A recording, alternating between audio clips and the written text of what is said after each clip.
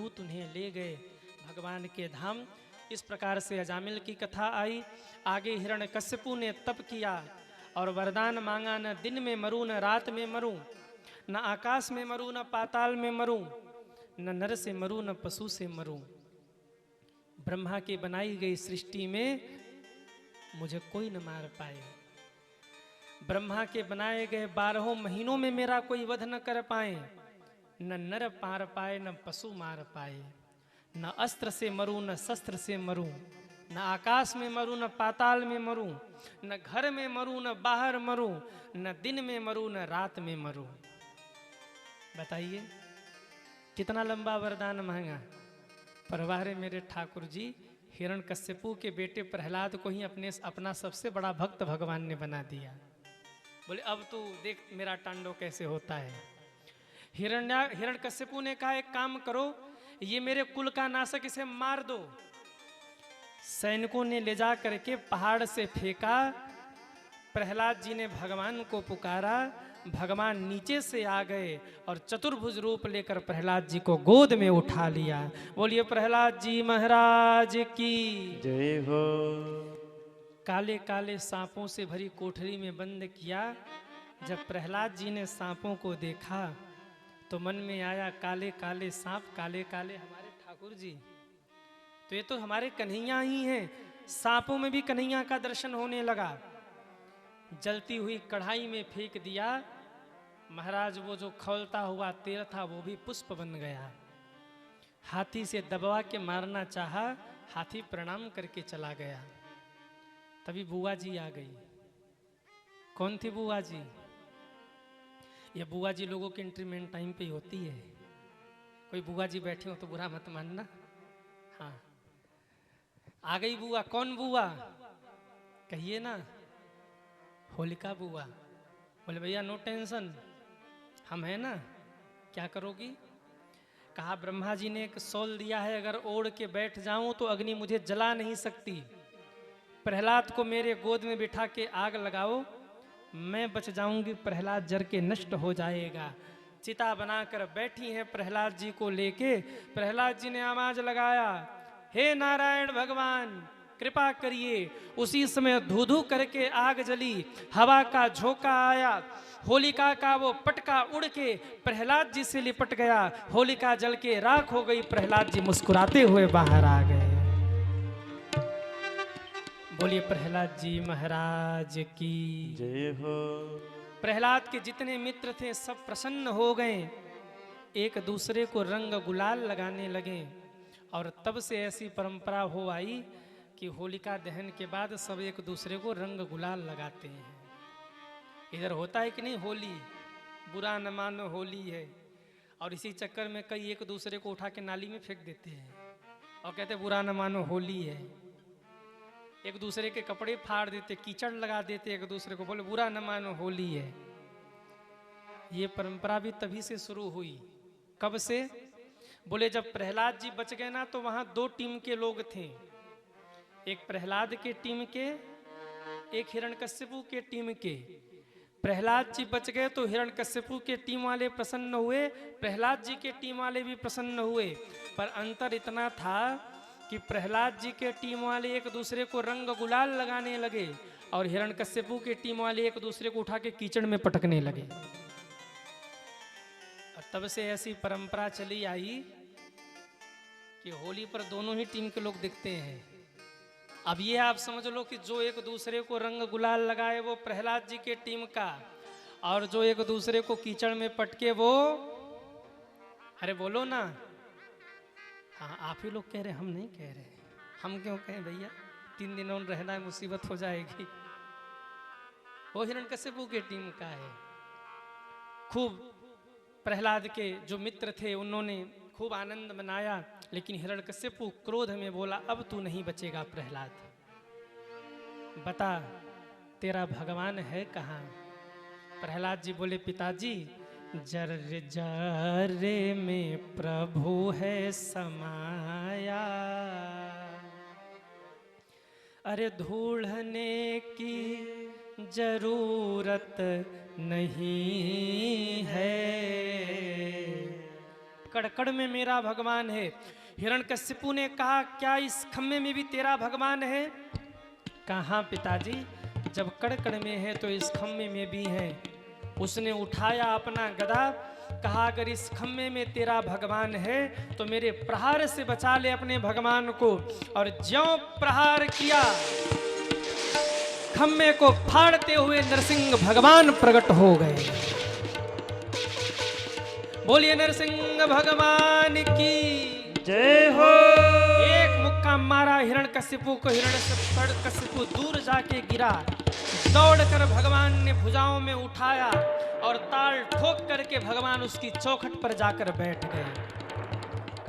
हिरण्यकशिपु की मूर्छा जब दूर हुई, भगवान को देखा, ठाका लगा के हंसने लगा। भगवान ने कहा, मरने वाला है, हंस रहा है। हिरण्यकशिपु ने कहा, मार नहीं पाओगे। क्यों? हमें वरदान मिला है, न दिन में मरूंगा न रात में मरूंगा। भगवान ने कहा, ध्यान से देख, न दिन है न रात है, संध्या का समय है और मैं इसी संध्या के समय में तुम्हें मारूंगा। हिरण्यकशिपु फिर हंसते हुए बोला, नहीं मार पाओगे। क्यों? मुझे वरदान मिला है, न आकाश में मरूंगा न पाताल में मरूंगा। भगवान ने कहा, ध्यान से देख, न आकाश में है न पाताल में, तू धरती पर है, यहीं तुझे मारूंगा। फिर बोला, नहीं मरूंगा, न घर में मरना है न बाहर, वरदान है मुझे। भगवान ने कहा, मैं तेरे चौखट पे बैठा हूं। और तब से भगवान का आसन चौखट है। कभी भी चौखट पे पैर नहीं रखना चाहिए। क्यों?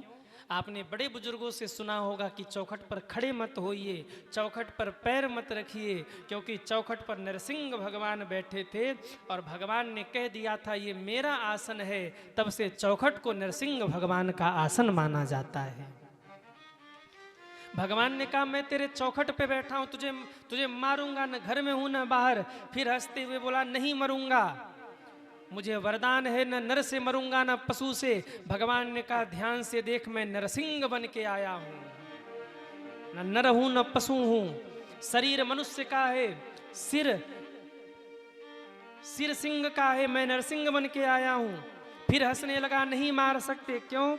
मुझे वरदान मिला है, ब्रह्मा के बनाए गए 12 महीनों में किसी महीने में मेरा वध नहीं हो सकता। भगवान ने कहा, इसीलिए तो तेरे लिए 13वां महीना बनाया है, जिसे अधिक मास कहते हैं। एक हिरण्यकशिपु के लिए भगवान ने पूरी गोटी इधर उधर कर दी। जो तिथियां घटती बढ़ती हैं ना, आपने देखा होगा, कभी एकादशी 2 दिन की हो गई और कभी द्वादशी का क्षय हो गया। ये क्यों हुआ? क्योंकि भगवान ने हिरण्यकशिपु को मारने के लिए सारे तिथियों को आगे पीछे किया था। बोले, मैंने तेरे लिए 1 महीना अधिक मास बनाया है, तुझे उसी में मारूंगा। फिर बोला, मुझे नहीं मार सकते। क्यों? मुझे वरदान मिला है, ब्रह्मा की बनाई गई सृष्टि में मुझे कोई नहीं मार सकता। भगवान ने कहा, मूर्ख, ब्रह्मा ने मुझे नहीं बनाया, बल्कि मैंने ब्रह्मा को बनाया है। कहा, फिर भी नहीं मार सकते। क्यों?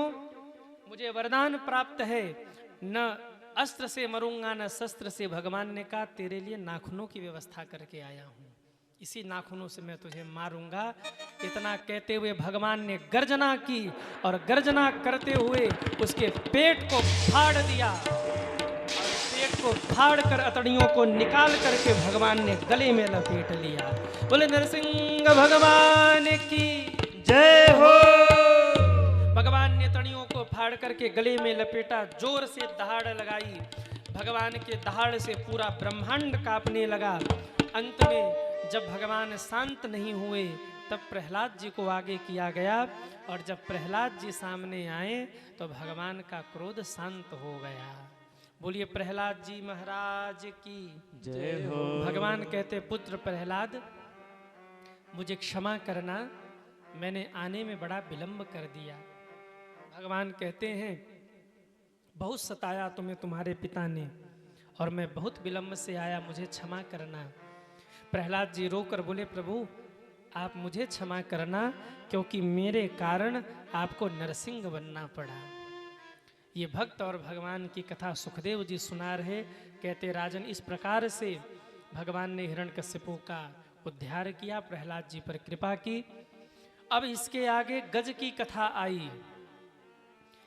पूरे परिवार पर गज को बड़ा अभिमान था, पर जब ग्राह ने पैर पकड़ा तो परिवार साथ छोड़ गया। दुनिया पर जितना भरोसा आप करोगे जीवन में उतना ही आप कष्ट पाओगे, और भगवान पर जितना आप भरोसा करेंगे उतना ही जीवन में सुख पाएंगे। जब सब छोड़ गए तब भगवान की याद आई, और होता भी यही है। दुनिया ने दिल दुखाया,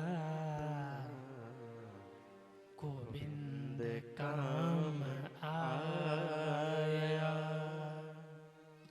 दुनिया ने दिल दुखाया, सब गाइए, गोविंद काम आया।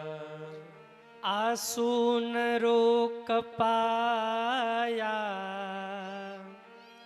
आंसू न रोक पाया, गोदी में जब उठाया, अरे दुनिया ने दिल दुखाया। गोविंद काम गज ने पुकारा, भगवान दौड़े आए, पहले ग्राह का उद्धार किया, बाद में गज का कल्याण किया। लक्ष्मी जी प्रकट हो गई, बोले ठाकुर जी बैकुंठ से जब आप दौड़ रहे थे तो हा हा हा चिल्ला रहे थे।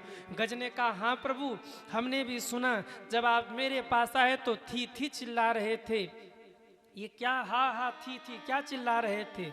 भगवान ने कहा वो जब मैं बैकुंठ से चला ना तो मैंने हाथी कहा, और इतने जोर से मैं दौड़ा कि हा बैकुंठ में रह गया और थी धरती पे पहुंच गया। हाथी कहने में जितना समय लगता है भगवान ने उतने समय में गज को आकर बचा लिया। इसीलिए लक्ष्मी जी ने केवल हा सुना और गज ने केवल थी सुना। वो तो भगवान ने बाद में बताया कि मैं हाथी कह के दौड़ा था। हाथी कहने में जितना समय लगता है उतने समय में भगवान ने रक्षा कर ली। बोली हरि अवतार की जय इस हो। प्रकार से गज के ऊपर भगवान ने कृपा की। इसके बाद समुद्र मंथन की कथा आई। देवता और दैत्यों ने मिलकर समुद्र मंथन किया, जिसमें 14 रत्न निकला था। आप कथा जानते हैं, सबसे अंतिम में अमृत निकला था। और जब अमृत प्रकट हुआ तो देवताओं और दैत्यों में छीना झपटी हो गई। अगर यही पीछे अमृत बंटने लगे, कितने लोग कथा में बैठेंगे? कहिए, आप कथा सुन रहे हैं, अगर कोई आके कह दे रहे तुम कथा सुन रहे, वो देखो पीछे अमृत बट रहा है, कितने लोग बैठेंगे? हाथ उठाइए, कितने लोग बैठेंगे? बहुत ईमानदार हैं आप लोग, सच बोलते हैं। कहेंगे महाराज थोड़ा सा अमृत पी लें, जीवन का जीवन लंबा हो जाएगा, अमर हो जाएंगे। हम पी के आते हैं अमृत, फिर कथा सुन लेंगे। भले आपको डबल दक्षिणा चाहिए हम दे देंगे, पर अभी अमृत से मत रोको हमें। बताओ, अमृत के लिए सब भागे, देवता भी भागे, दैत्य भी भागे। भगवान ने सोचा अगर असुरों के हाथ में अमृत लग गया तो ये तबाही मचा देंगे। भगवान मोहिनी बन के आ गए, अमृत पिला दिया देवताओं को और मदिरा पिला दिया दैत्यों को। एक था असुर, जिसको लगा कि हमारे साथ छल हो रहा है, जाके देव पंक्ति में बैठ गया। हाथ आगे करके छिप के बैठा था, लेकिन मिस्टेक ये हो गया, देव पंक्ति में तो बैठा पर सूर्य चंद्रमा के बीच में बैठ गया। अब बताओ, दो हाइलोजन अगर जल रहा हो तो आदमी दिखेगा कि नहीं दिखेगा? एक तरफ से सूर्य, एक तरफ से चंद्रमा। दोनों ने कहा प्रभु ये असुर है। इतने में तो एक बूंद अमृत कंठ से नीचे जा चुका था। भगवान ने सुदर्शन चक्र से सिर काटा, सिर अलग धड़ अलग, पर वो मरा नहीं क्योंकि अमृत पी चुका था। भगवान ने कहा एक काम करो, ये विपक्षी बन जाएगा, इसे मंत्री बना दो। कोई बहुत खड़बड़िया हो तो बड़े नेता क्या करते, बोले इसको कोई पद दो, कोई डिपार्ट पकड़ा दो, चिल्लाएगा नहीं। भगवान ने कहा एक काम करो, इसको पद पे मंत्री बना दो, इसको मंत्रिमंडल में सम्मिलित कर लो। हमारे यहाँ 7 मंत्री हैं, 2 और शामिल कर लो। तो 9 ग्रह हो गए, अभी तक 7 थे, 2 और बढ़ गए। 8वां राहु और 9वां केतु। भगवान ने कहा कम से कम मंत्रिमंडल में रहेगा तो विपक्ष से बात नहीं करेगा, नहीं तो मामला गड़बड़ा जाएगा। अगर हमारा विरोधी अमर तो हो ही चुका है तो हमें ही परेशान करेगा, इसलिए शामिल करो इसको अपनी टीम में। इधर जब युद्ध हुआ तो दैत्य मारे गए, देवता विजयी हो गए। पर वाह रे विज्ञान, अभी दुनिया भर के वैज्ञानिक सैकड़ों मृतक शरीर को रख करके शोध कर रहे हैं कि कैसे इनको पुनः उठा दिया जाए। अमेरिका आदि में शोध चल रहा है और हमारे शास्त्रों में पहले ही लिखा हुआ, जब युद्ध हुआ और दैत्य मारे गए, शुक्राचार्य जी आए सजीवनी बूटी से, महाराज उन्हें जीवन दान दे दिया, उन्हें पुनः जीवित किया दैत्यों को, जिसमें राजा बलि भी जीवित हुए। राजा बलि ने कहा भगवान हम कैसे जीते विष्णु को, क्योंकि विष्णु की काट मेरे पास नहीं है। गुरु जी ने कहा विष्णु को अगर जीतना है तो 3 की सेवा करो, गौ, ब्राह्मण और संत। इन 3 ने अगर आशीर्वाद दे दिया तो विष्णु भी तुम्हारा कुछ नहीं कर सकते। अब तो खूब ब्राह्मण, संत और गौ की सेवा होने लगी। एक दिव्य रथ प्रदान किया ब्राह्मणों ने, जिस पे चढ़कर राजा बलि ने स्वर्ग पर आधिपत्य कर लिया। देवता मारे मारे फिरने लगे और कहते हैं अब देवताओं की माता अदिति ने पयोव्रत किया और उस पयोव्रत के प्रभाव से कश्यप और अदिति जी के यहाँ वामन भगवान प्रकट हो गए। बोलिए वामन भगवान की जय हो। कुछ सूचना हम लोग सुन ले, इसके बाद आगे चलेंगे। श्री राधे। हमारे बीच में श्री ब्रह्मदेव मिश्रा जी, पूर्व जिला उपाध्यक्ष भाजपा, एवं श्री श्याम दत्त दुबे जी, जिला मंत्री भाजपा, एवं श्री समर बहादुर सिंह जी, श्री विनय सिंह जी, पूर्व मंडल अध्यक्ष, आप सभी आए हैं। व्यासपीठ से महाराज जी से आशीर्वाद प्राप्त करेंगे। श्री ब्रह्मदेव मिश्रा जी, आप भी आकर के व्यासपीठ से महाराज जी से आशीर्वाद प्राप्त करें। श्री श्याम दत्त दुबे जी, आप भी आकर के व्यासपीठ से आशीर्वाद प्राप्त करें, जिला मंत्री भाजपा। एवं श्री समर बहादुर सिंह जी, आप भी महाराज जी से आशीर्वाद प्राप्त करें। श्री विनय सिंह जी, पूर्व मंडल अध्यक्ष, आप सभी व्यासपीठ के द्वारा महाराज जी से आशीर्वाद प्राप्त कर रहे हैं।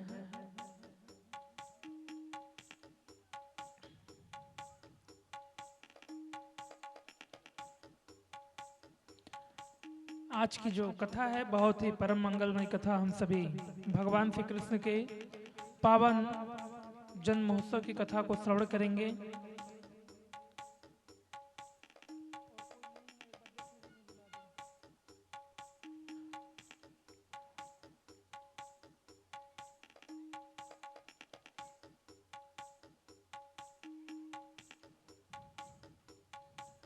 चलिए हम सभी चलें कथा प्रसंग की ओर।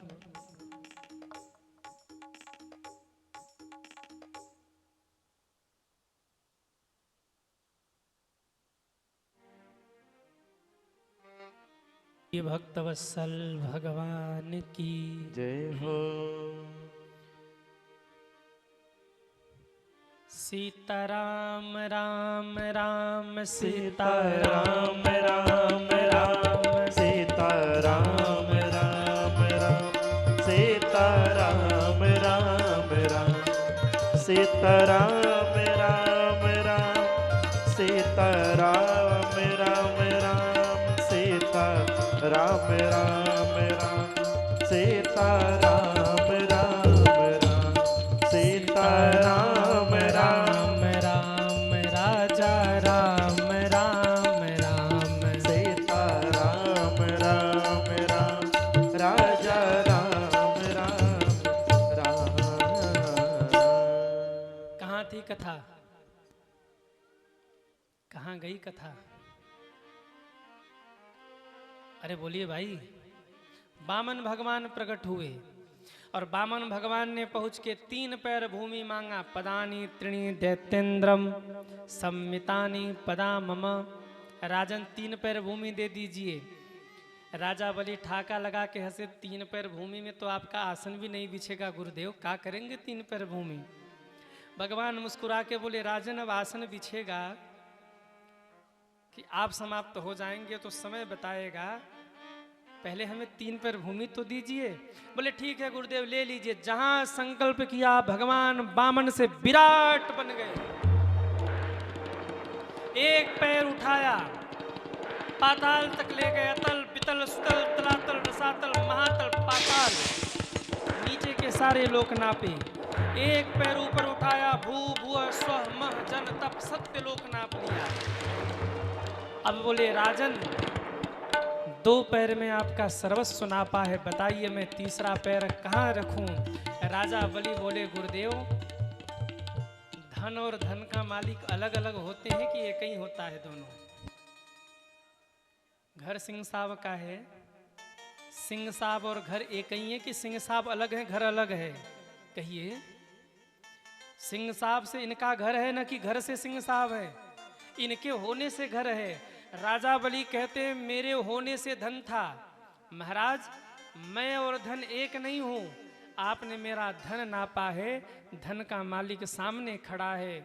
2 पैर से मेरा सर्वस्व नाप लिया, तीसरे पैर को मेरे सिर पे रख दीजिए, मेरा भी उद्धार हो जाएगा। भगवान ने तीसरा पैर उठा के राजा बलि के सिर पे रखा, जोर से झटका मार दिया, राजा बलि सुतल लोक पहुंच गए। भगवान बोले आज से आप सुतल लोक के मालिक है, वहीं रहिए। सुतल लोक का राजा बना के राजा बलि का कल्याण किया। श्री सुखदेव जी कहते हैं राजन मैं मत्स्यावतार की कथा सुनाता हूँ। भगवान मत्स्य बनकर के प्रकट हुए, इसके बाद सूर्यवंश की कथा सुनाई। सूर्यवंश में कौन हुआ? कौन हुआ? मेरे राम जी हुए। बोलिए रामचंद्र भगवान की जय हो। मेरे राम जी की कथा आई। 5 मिनट में राम जी की कथा सुना के आपको जन्मोत्सव की ओर ले चलूंगा, बड़े ध्यान से सुनिए।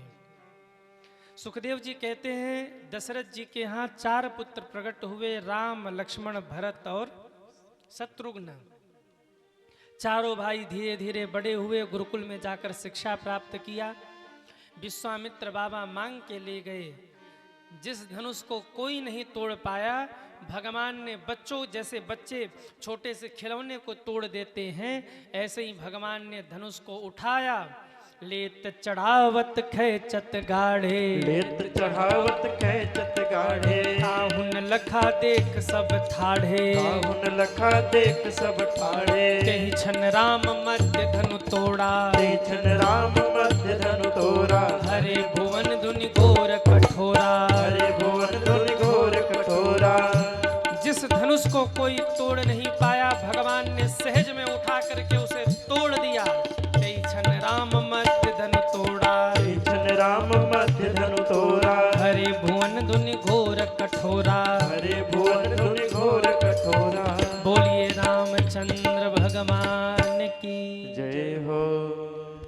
जैसे ही धनुष तोड़ा, सीता जी ने जयमाल पहना दिया। आज मिथिला का कड़ कड़ खिला, जमाई राजा राम मिला। सीता जी ने राम जी का वर्ण कर लिया। ये कथा मैं आपको क्यों सुना रहा हूं? क्योंकि आपके यहाँ जो ये भागवत चल रही है, इस भागवत में एक बड़ा सुंदर संयोग आने वाला है, विवाह पंचमी। और ये जो विवाह पंचमी आ रही है, इसी दिन मेरे श्री सीताराम जी का विवाह हुआ था, इसलिए मैं आपको ये कथा सुना रहा हूं। हमारे यहाँ 2 विवाह बड़े प्रसिद्ध हैं, एक तो राम विवाह और दूसरे शिव विवाह। अभी जो विवाह पंचमी आ रही है ना, इसी विवाह पंचमी के दिन भगवान राम का विवाह हुआ था। मार्गशीर्ष अगहन मास के शुक्ल पक्ष की पंचमी तिथि को हम सभी लोग विवाह पंचमी के नाम से जानते हैं। इसकी महिमा इसलिए है क्योंकि इसी दिन मेरे प्रभु राम ने पानी ग्रहण करके माता जानकी से विवाह किया था।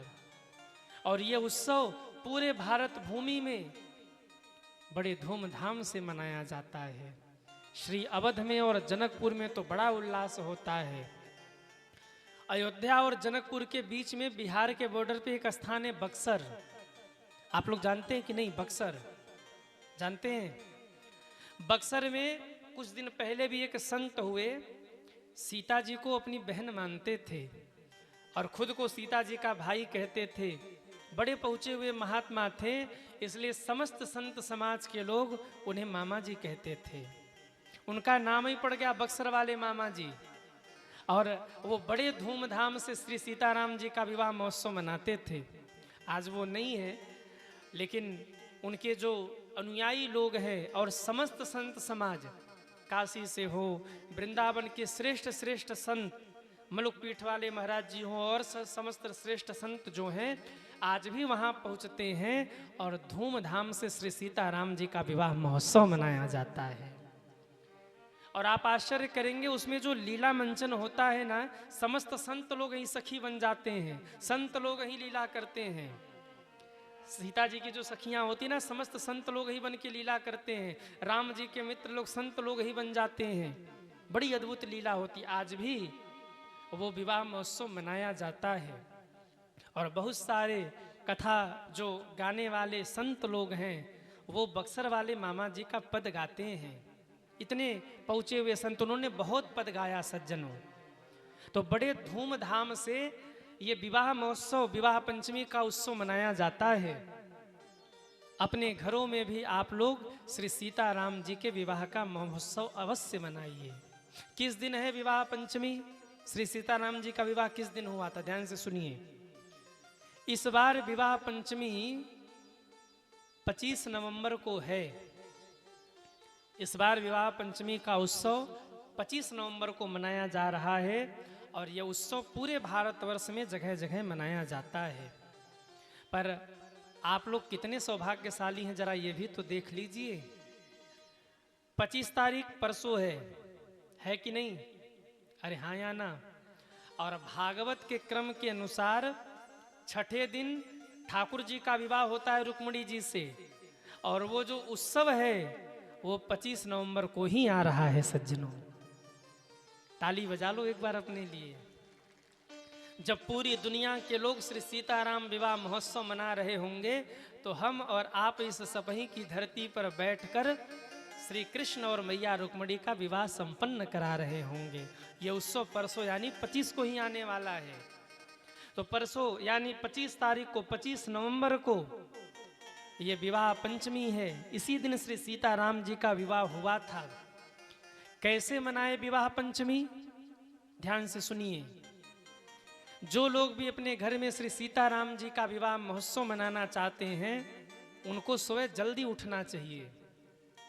विवाह पंचमी के दिन सुबह थोड़े जल्दी उठ करके पहले स्नान करिए, और स्नान हो सके तो गंगा जल से करिए। अब आप कहेंगे कि गुरुजी गंगा जी तो हमको यहाँ मिलेंगी नहीं, तो फिर गंगा जल से कैसे स्नान करें? घर पे भी आप गंगा जी को प्रकट कर सकते हैं। इसका नियम मैंने पहले बहुत बार बताया है कथाओं में। घर पे गंगा जी को कैसे प्रकट करें? जब आप नहाने जाइए तो जिस बाल्टी में आप जल भर रहे हैं, पहले खाली रहने दीजिए बाल्टी को। 4-5 बूंद उसमें गंगा जल डाल दीजिए और उसके बाद उसमें जल भर लीजिए। पहले गंगा जल डालकर पात्र में अगर ऊपर से आपने जल भर लिया तो पूरा पात्र ही, उसमें जो जल भरा है पूरा जल ही गंगा जल के समान पवित्र पावन हो गया। तो ये गंगा जल हो गया आपका। अब हर हर गंगे करके स्नान कर लीजिए, शुद्ध साफ वस्त्र धारण करिए और इस दिन अपने घर में भजन कीर्तन करिए सज्जनों। क्योंकि आज आप सीताराम विवाह महोत्सव मनाने वाले हैं, तो महोत्सव की ही तरह होना चाहिए। खूब कीर्तन गाइए, खूब भगवान का नाम सुमिरन करिए। जो लोग भी अपने घर में श्री सीताराम जी के विवाह का महोत्सव मनाते हैं, उनके गृहस्थ जीवन में सुख शांति बढ़ती है, उनके गृहस्थ जीवन में प्रेम बढ़ता है। इसलिए अपने घरों में भी आप लोग जैसे शिवरात्रि मनाते हैं, आप लोग जैसे जन्माष्टमी मनाते हैं, अगर संभव हो सके तो श्री सीताराम जी का विवाह महोत्सव मनाइए। अब आपने स्नान कर लिया, अब आपको क्या करना है, कैसे मनाएं? श्री सीताराम जी का विवाह महोत्सव, एक फोटो रखिए और वो फोटो आप ऐसी ले आइए जिसमें से सीताराम जी का विवाह हो रहा हो। ऐसे बहुत सारे फोटो मिल जाते हैं, आप ऐसी तस्वीर लेकर आइए, उसे विराजमान कराइए और एक घी का दिया आप भगवान के सामने प्रज्वलित करिए। इस दिन श्री सीताराम जी का पूजन साथ में होता है, अकेले अकेले नहीं होता, क्योंकि इस दिन भगवान का विवाह होना है। तो श्री सीताराम जी का दोनों का साथ में पूजन करिए और भगवान राम को आप पीले वस्त्र अर्पित करिए, माता सीता को आप सुहाग की सामग्री अर्पित करिए और भगवान को जो आपने पीले वस्त्र अर्पित किए हैं और माता जी को जो आपने सुहाग की सामग्री में साड़ी इत्यादि अर्पित किया है, आप गठबंधन कर दीजिए, क्योंकि आप विवाह महोत्सव मना रहे हैं। गांठ बांध दीजिए और गठबंधन करने के बाद आप अगर हो सके तो रामचरितमानस के बालकांड में जो श्री सीताराम जी के विवाह का प्रसंग है, उन चौपाइयों का गायन करके प्रभु को सुनाइए। आप कहेंगे महाराज जी अगर वो हम न कर पाए तो एक मंत्र मैं बता रहा हूं, वो मंत्र आप जपिए। श्री जानकी वल्लभाय नमः। क्या जपना है? श्री जानकी वल्लभाय नमः। आप कहेंगे गुरुजी ये भी थोड़ा सा कठिन है, तो एक और सरल करके बता दूं, सीताराम जय सीताराम। ये तो जप ही सकते हैं आप, इसका कीर्तन करिए और धूमधाम से भगवान का विवाह महोत्सव मनाइए। अगर संभव हो सके तो देसी गाय के दूध से आप खीर बना करके श्री सीताराम जी को अर्पित करिए और पूरे घर में वो खीर की प्रसादी बांटिए। इससे आपके परिवार में, गृहस्थ में प्रेम बढ़ेगा। इस प्रकार से आप भगवान का विवाह महोत्सव मनाइए। जिन लोगों के बेटा बेटी का विवाह नहीं हो रहा है, ऐसे लोग अपने घर में श्री सीताराम विवाह महोत्सव जब धूमधाम से मनाते हैं तो श्री सीताराम जी की कृपा से बेटी को अच्छा घर मिल जाता है, अच्छा वर मिल जाता है और घर में एक अच्छी बहु, संस्कारित बहू आ जाती है। यानी बेटी का भी विवाह संपन्न हो जाता है, बेटे का भी विवाह संपन्न हो जाता है। सिय रघुबीर विवाहु जे सप्रेम गावई सुनहि, तिन कह सदा उछाह मंगलायतन राम जसु। ये मंगल हो जाता है। ये श्री सीताराम विवाह महोत्सव, विवाह पंचमी सज्जनों जनकपुर में बड़े धूमधाम से मनाया जाता है, अवध में बड़े धूमधाम से मनाया जाता है। इस दिन माताओं को चाहिए कि वो जानकी मैया को, सिया मैया को सुहाग की सामग्री अर्पित करें। और अगर एक काम अगर और हो सके, गृह क्लेश न हो तो एक काम और कर लेना। एक लाल साड़ी और सुहाग की सामग्री, अगर आपकी बेटी विवाहित हो चुकी है तो एक साड़ी और सुहाग की कुछ सामग्री आप बिटिया के लिए निकालिए। इस दिन दान करिए बेटी को। उसके दान से आपके परिवार में सुख शांति बढ़ेगी। याद रखिए, हमारा भारतवर्ष ऐसा है और यहाँ का संस्कार ऐसा है कि बेटी के घर न खाली हाथ जाना चाहिए और न बेटी अगर मायके आ जाए तो खाली हाथ विदा भी नहीं करना चाहिए। इसलिए अगर इस दिन हो सके तो अपनी बेटी, जो आपकी बेटी जिसका विवाह हो गया, आप उसको लाल वस्त्र और कुछ सुहाग की सामग्री आप उसे दीजिए। इससे आपके घर में सुख शांति बढ़ेगी। पति पत्नी में अगर झगड़ा हो रहा हो ना, और आप अगर इस दिन दान करते हैं, श्री सीताराम जी के विवाह महोत्सव को मनाते हैं, तो थोड़ा ये तो नहीं कह सकते कि बंद हो जाएगा, क्योंकि गृहस्थी तो इसी का नाम ही है कि बस लड़ते झगड़ते रहो, पर श्री सीताराम जी की कृपा से थोड़ा कम हो जाएगा। बच्चों के विवाह आदि में जो समस्याएं आ रही हैं उसका समाधान हो जाएगा। अगर संभव हो तो इस दिन परिवार सहित जा करके श्री सीताराम जी के मंदिर में दर्शन करिए। एक दिवा वहां से जला के आइए, पीपल के वृक्ष में आप प्रणाम कराइए। और इस दिन मैं निवेदन करूं, पति पत्नी को झगड़ा करने से बचना चाहिए। इस दिन झगड़ा विवाद मत करिए, किसी को कटु शब्द मत कहिए, किसी को अपशब्द मत कहिए। और अगर हो सके तो इस दिन कुछ ऐसा मत खाइए जो अभक्ष हो, उससे आप परहेज करिए। घर में खीर पूड़ी बनाइए, पवित्रता और पावनता के साथ कोई ब्राह्मण मिल जाए तो उनको घर में बिठा करके भोजन कराइए। ये सब विवाह महोत्सव का उत्सव है सज्जनों। आप दान करिए, दान का विवाह महोत्सव का बड़ा महत्व है। इस अवसर पर विवाह पंचमी के दिन अगर कुछ न कर सकिए तो एक पन्ने पर आप सीताराम सीताराम सीताराम लिखिए और जितना समय मिल जाए घर में बैठ करके श्री सीताराम जी के सामने विवाह के गीत गाइए। श्री सीताराम जी के विवाह के गीत, बहुत सारे गीत ऐसे हैं जो मैंने देखा कि आप सब ऐसे ही गाते रहते हैं। सीताराम जी को विवाह के गीत सुनाइए। यह उत्सव अपने घर में आप मनाइए। इस दिन राम लक्ष्मण भरत शत्रुघ्न चारों भाइयों का विवाह संपन्न हुआ था, जिसे हम आज भी विवाह पंचमी के रूप में मनाते हैं। अगर आप ये उत्सव घर में मनाते हैं ना तो प्रमाण है, जब ते राम ब्याही घर आए नित नव मंगल मोद बधाए। अगर ये उत्सव मनाते हैं तो आपके घर में आनंद होगा, और अगर दान करते हैं तो इसका पुण्य और बढ़ जाएगा। सर्वस दान दिन सब काहूं। तो खूब बढ़िया उत्सव मनाइए, क्योंकि इस दिन एक उत्सव नहीं, दो उत्सव है। अब एक और बात निकल के आ रही है, अब सुनी लो, आप सुन रहे हैं तो। एक तो इस दिन विवाह पंचमी है। पूरे उत्तर भारत में, पूर्वांचल में, इस क्षेत्र में विवाह पंचमी मनाया जाता है, अयोध्या से लेकर जनकपुर तक। पर अगर वहीं आप वृंदावन पहुंच गए तो यह क्रम थोड़ा सा बदल जाता है। इस दिन वृंदावन में इस विवाह महोत्सव को, इस विवाह पंचमी को बिहार पंचमी के रूप में मनाते हैं। क्यों? आप में से कितने लोगों ने बिहारी जी का दर्शन किया है वृंदावन में? वो हाथ उठाएं। जय हो। वृंदावन में इस विवाह महोत्सव को, विवाह पंचमी को बिहार पंचमी के रूप में मनाते हैं। क्यों? क्योंकि इस दिन भगवान के परम भक्त श्री हरिदास जी के भाव को देखते हुए बिहारी जी वृंदावन में प्रकट हुए थे, इसलिए यह उत्सव वहां भी मनाया जाता है। इस पंचमी तिथि को ही, इसी तिथि में जो वहां विराजमान है बिहारी जी ना, ठाकुर जी जो वहां विराजमान है वृंदावन में बिहारी जी, वो मूर्ति रूप में श्री हरिदास जी के, संत श्री हरिदास जी के भाव को देखते हुए उनके लिए ही, उनके भाव के लिए ही भगवान प्रकट होकर वहाँ विराजमान हुए थे। इसलिए ब्रज क्षेत्र में इसे बिहार पंचमी के रूप में मनाते हैं। कितने सौभाग्यशाली हैं आप लोग। इस दिन बिहारी जी भी प्रकट हुए।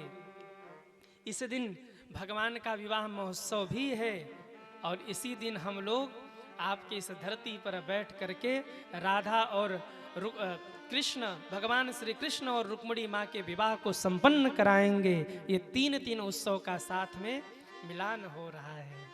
तीन उत्सव साथ में मिल रहे हैं। जब पूरी दुनिया विवाह महोत्सव राम जी का मना रही होगी तो हम लोग यहाँ बैठ करके ठाकुर श्री कृष्ण जी का विवाह महोत्सव मना रहे होंगे। वैसे राम कृष्ण में कोई अंतर नहीं है, वहीं श्री सीताराम जी कृष्ण और रुक्मिणी हैं। बस थोड़ा सा अंतर हो गया, हम लोगों का रूट थोड़ा सा बदल गया है, पर लक्ष्य वही है। तो एक बार सब बोलिए, बोलिए श्री सीताराम जी महाराज की जय हो। बोले बाके बिहारी लाल की जय हो। कृष्ण कन्हैया लाल की जय हो। आप सभी को ठाकुर जी के उस बिहारी जी के प्राकट्य उत्सव और भगवान श्री सीताराम जी के विवाह महोत्सव की बहुत बहुत बधाई हो। अरे एक बार बोल दो, बधाई हो, बधाई हो। बताओ, एक दो दिन पहले ही हम लोग बधाई बोल रहे हैं, तो एक्स्ट्रा में बधाई हो गई। भगवान का विवाह संपन्न हुआ, फिर वनगमन हुआ, रावण आदि का वध हुआ, राम जी राजा बने। सुखदेव जी कहते हैं इस प्रकार से राम कथा आई। अब मैं चंद्रवंश का वर्णन करता हूँ। चंद्रवंश के एक राजा हुए, महाराज चंद्रवंश का पूरा वर्णन किया। मथुरा के राजा हुए उग्रसेन, इनके यहाँ एक बेटा हुआ, नाम रखा कंस। कंस हो गया पापी, पिताजी को डाल दिया जेल में। एक दिन अपनी बहन का विवाह करके ले जा रहा था, आकाशवाणी हो गई, अरे वो कंस जिस देवकी वसुदेव को इतने धूमधाम से विदा करने ले जा रहे हो, इन्हीं देवकी और वसुदेव जी के जो 8वें पुत्र होंगे वो तुम्हें मार देंगे। बहन को मारने के लिए आगे बढ़ा तो वसुदेव जी ने हाथ पकड़ लिया, कहा हम सभी पुत्रों को लाकर आपको सौंप देंगे। जेल में बंद कर दिया। देवकी और वसुदेव जी को 6 पुत्रों का जन्म हुआ, मार दिया कंस ने। 7वें पुत्र के रूप में लड़ झगड़ के शेषनाग जी आए, तब जब तो माया ने देवकी माँ के गर्भ को खींचकर वसुदेव जी की दूसरी पत्नी रोहिणी मैया, जो कंस के डर से गोकुल में रहती थी, वहां पर उनके गर्भ में स्थापित किया। जिस बालक का जन्म देवकी माँ के गर्भ से होना था, उस बालक का जन्म रोहिणी माँ के घर यहाँ हो गया। बोलिए रोहिणी मैया की जय हो, ताऊ दादा की जय हो। अब 7 पुत्र यहाँ पूर्ण हुए, 6 पुत्रों का वध। 7वें में बलदाऊ भैया प्रकट हो गए। अब 8वें में कौन आने वाला है? कौन आने वाला है? अरे जोर से कहिए। वाह, जिनके लिए आप लोग 3 घंटे से सज धज के बैठे हो, जिनके लिए हमारे सिंह परिवार ने गुब्बारे लगवाए। कौन? बोले ठाकुर जी आने वाले हैं ना, वो ठाकुर जी ही आने वाले हैं। हाँ हाँ, बुद्ध युक्त अष्टमी की तिथि है। रात के 11:30 बजे देवकी वसुदेव जी अपने कक्ष में थे। देवता गर्भ स्तुति करके चले गए। 11:15 हुआ। देवकी माँ और वसुदेव जी प्रसन्न थे। चारों ओर आनंद होने लगा। सर यमुना जी में उछाले आने लगी, बादल गर्जना करने लगे। आधी रात को पहरेदार सो गए। महाराज चारों ओर पशु पंछी जागृत हो गए। संत जन नाचने लगे। जैसे ही रात के 12 बजे उसी समय देवकी वसुदेव जी के सामने एक प्रकाश पुंज प्रकट हुआ। देखते ही देखते वो प्रकाश पुंज बढ़ा, दोनों के नेत्र बंद हुए। और जब देवकी वसुदेव जी ने नेत्र खोल कर देखा तो चतुर्भुज रूप में नारायण भगवान प्रकट हो गए। बोले नारायण भगवान की जय हो। प्रगट कृपाला दीन दयाला यशोमति के हितकारी। है प्रगट कृपाला दीन दयाला यशोमति के हितकारी। भगवान ने कहा बाबा मुझे टोकरी में लिटाइए, गोकुल पहुंचाइए, वहां से कन्या को लेकर आइए। आहा, आज वसुदेव जी टोकरी में लाला को लेकर के चले हैं। भैया वो वाले ठाकुर जी अब मथुरा से गोकुल चले। अब सफाई वाले ठाकुर जी भी जहाँ कहीं भी हो जल्दी से कथा पंडाल में आ जाए। जैसे ही ठाकुर जी को लेकर चले, उसी समय यमुना जी में उछाल आने लगा।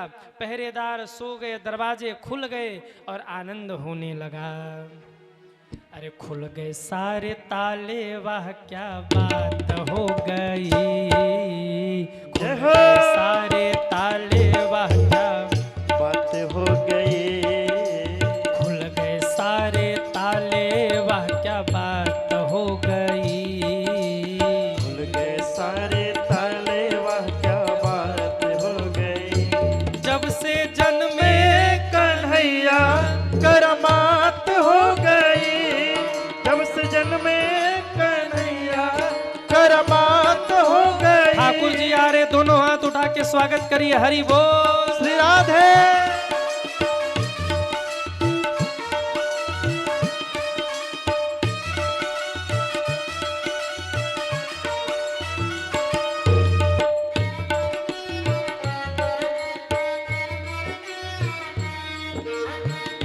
श्री राधे।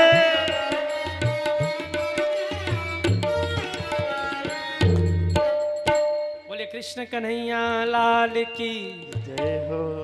ये ठाकुर जी कुछ उम्र से ज्यादा नहीं है, पर कोई बात नहीं, कंस मामा है, बचने के लिए कुछ भी करना पड़ता है। ठाकुर जी आ गए गोकुल, और इधर जैसे ही गोकुल आए, आहा आनंद हो गया। अब ठाकुर जी को उतार देने कूद जाएंगे। बोले कृष्ण कन्हैया लाल की जय हो। आहा, आइए। अरे टोकरी से उतार दो भैया। जय, एक मिनट इसको उठाओ। यहाँ खड़े करो, खड़े खड़े खड़े। बोले कृष्ण कन्हैया लाल की जय हो। ठाकुर जी ऐसा लग रहा है प्रकट नहीं हुए कंस को मारने जा रहे हैं। एक माला दीजिए, तिलक दीजिए।